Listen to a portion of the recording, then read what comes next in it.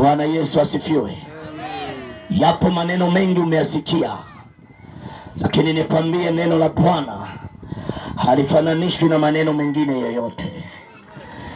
Yamkini hata jioni ya leo wapo watu wamekwambia maneno mazuri yakakufanya ukatabasamu, lakini hayana uzima ndani yake.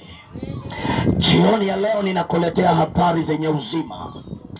Acha nikuletea injili katika kitabu hiki cha Yohana. Watoto wa Zebedayo na mama yao Salome waliopata neema na upendeleo wa ajabu.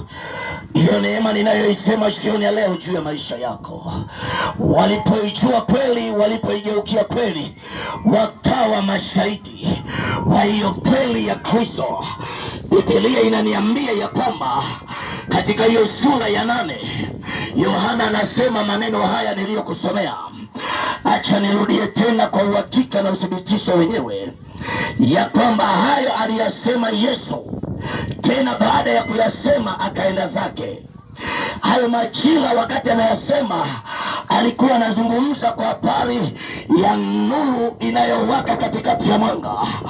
Alikuwa anawaambia kwa habari ya uasi walionao ya kwamba yeyote atendaye dhambi yupo gizani. Alipoambia maneno hayo, Biblia inaambia watu wakachomwa mioyo yao, wakatamani kumlalua.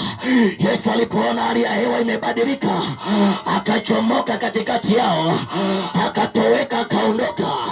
Ndipo nilipokuanzia hapo chini ya kwamba akaondoka, akajitenga, akaenda